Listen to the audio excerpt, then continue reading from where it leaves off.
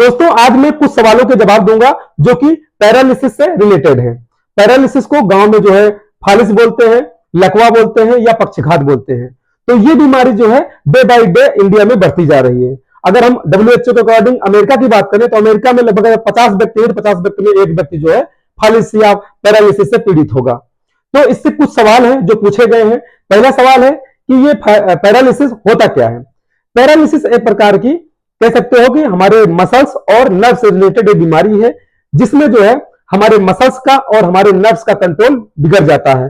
यानी कि हमारी मसल जो है अपने आप काम करना बंद कर देती है और नर्व की सप्लाई, जो हमारे ब्लड की सप्लाई है नर्व के थ्रू, वो नहीं हो पाती है। इस वजह से जो है ये पैरालिसिस हो जाता है। इसमें बॉडी का कंट्रोल पूरी तरह से खत्म हो जाता है और व्यक्ति जो है जैसे जिस पार्ट में हुई रहेगी उस पार्ट में जो है हमेशा झुंझुनाहट रहेगा, शून्यपन रहेगा, वो पार्ट जो है बॉडी का काम नहीं करेगा। तो इस प्रकार से ये पक्षघात या पैरालिसिस या लकवा आप बोल सकते हैं इसको। पैरालिसिस जो है, अगर बात करें दूसरे क्वेश्चन की, तो दूसरे क्वेश्चन में पूछा गया है कि जो पैरालिसिस होता है वो कौन सी विटामिन की कमी से होता है। तो आपको बता दूं, उसका आंसर है विटामिन B1 और विटामिन B12। इन दोनों की कमी के कारण जो है हमारी बॉडी में जो है पैरालिसिस हो सकता है और कभी भी हो सकता है। तीसरा क्वेश्चन आया हुआ है कि मेन कारण क्या है पैरालिसिस का। तो इसका मेन कारण है स्ट्रोक।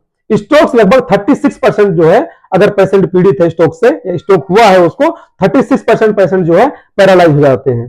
तो एक क्वेश्चन आया हुआ है कि नाइट पैरालिसिस क्या है, या कह सकते हो कि रात की पक्षघात क्या है। ये प्रकार से क्वेश्चन है कि रात का पक्षघात क्या है या नाइट पैरालिसिस किसे बोलते हैं।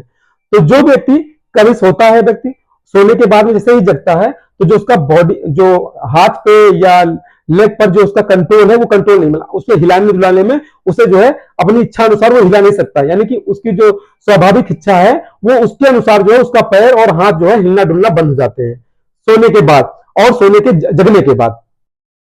एक सवाल है कि जो नींद पक्षघात है यानी कि जो स्लीप पैरालिसिस है, क्या ये ठीक हो सकता है।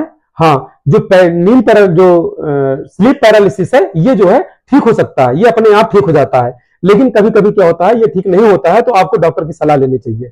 एक क्वेश्चन आया हुआ है कि क्या जो कोई इंजेक्शन है जो इसमें पैरालिसिस में यूज किया जाता है। तो उस इंजेक्शन का नाम है थ्रोम्बोलाइसिस इंजेक्शन। ये थ्रोम्बोलाइसिस इंजेक्शन क्या करता है, जो हमारी नर्व्स होती है, नर्व्स में जो ब्लड जो है इकट्ठा हो रहता है उसकी फ्लो को बढ़ा देता है, यानी कि उसकी ब्लड सप्लाई बढ़ा दी जाती है। इस प्रकार से ये क्वेश्चन आए हुए थे। और जब इस तरह के व्यक्ति जो पीड़ित हैं, तो इनको जो है डॉक्टर की सलाह से इनका इलाज कराना चाहिए। डॉक्टर्स में जो थ्रोम्बोलाइसिस इंजेक्शन देता है। उसके बाद विटामिन B12, विटामिन B1 की जो कमी है उसके लिए टेबलेट